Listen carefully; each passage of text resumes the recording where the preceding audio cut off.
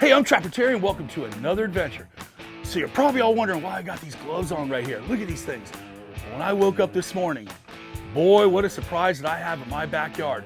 There's this huge, enormous crab and he's creeping around eating my tomatoes. So guess what? I'm gonna capture him. I'm gonna take him to where he belongs out in the swamp and release him and follow me along in the adventure.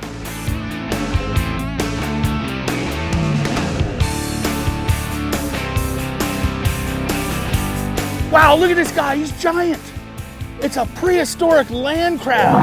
Look at this bugger, he's huge. It's in my own backyard, I can't believe it. You know what I think? These guys like vegetables, fruit, berries, leaves. I think he's been eating my tomato plant. And right behind me, right over there, is a canal. And it's a brackish canal, and these guys live back there in the estuaries. So let me try to capture him without hurting him. All right, little fella, stay still, we don't want to hurt you. Just want to release you into the wild and tell the people back home a little bit about you.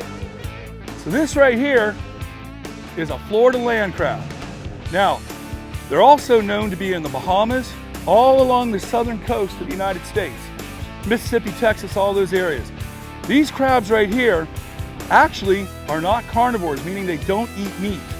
These guys right here, they actually eat berries, fruit, all kinds of things. And I think Mr. Krabs might have been eating my tomatoes, and that's what lured him over there from the canal behind us. So another thing about these land crabs, and this is really important, I looked them up and I found out from November 1st in Florida to June 30th is the only time you can hunt them and capture them. The best way to do it is the way I did it, with just a little old stick. You lay it on its head, grab its claws and put it in a bucket or a box. Now there's another thing about these, you can't just eat them right away. A lot of people don't know that.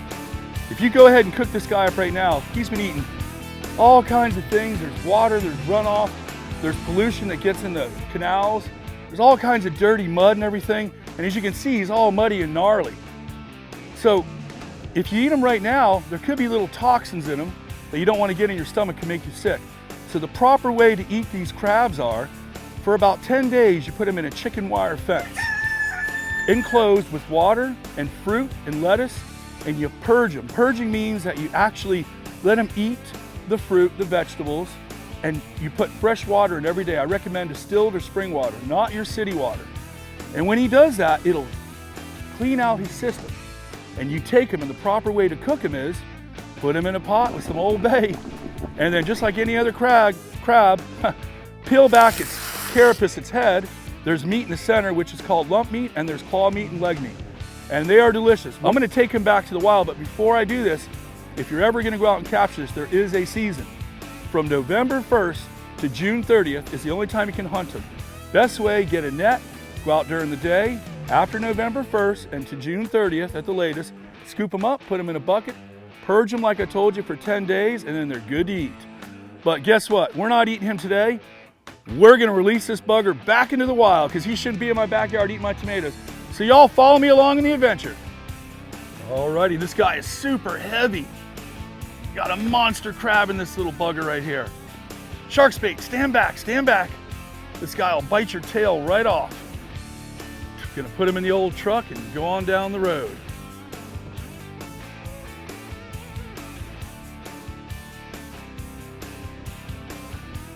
Tell you what, without the mangrove habitat and the brackish water, there would be none of these crabs around. And another thing that helps out their habitat is they have a season on them. If there was no season, I remember in the old days, people would just pull off on the side of the road and scoop them all up. And there used to be none around, but now that they have a season and there's certain restrictions on where you can catch them. You can't, even though there's a season, you can't capture them right off a main road.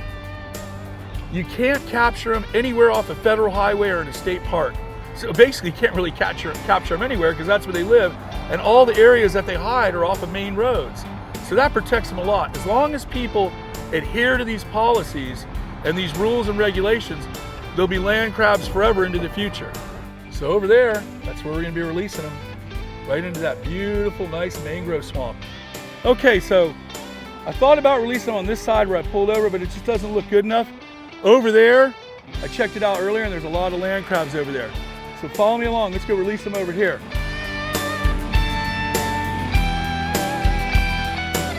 This looks like an ideal spot right here. Right down there, land crab holes all over the place. There's land crab holes over there, there. This bugger's going back into the real wild, not my backyard, and he's gonna be free with all his other buddy crabs out here. So this looks like a good spot. I'm gonna head down here and just release Mr. Krabs right by this hole right here. All right, buddy, get ready. Get ready to come on out. Look at the size of that guy. It's a monster. Set him right down there.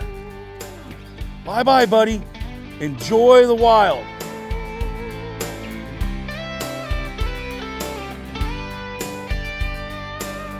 Wow, that was an adventure. We went out today, released the land crab into the wild where he belongs, and guess what? Right now, he's out there with his buddies having a good old day, and he's crawling off in the distance. This was a great day. I will see y'all in the next adventure.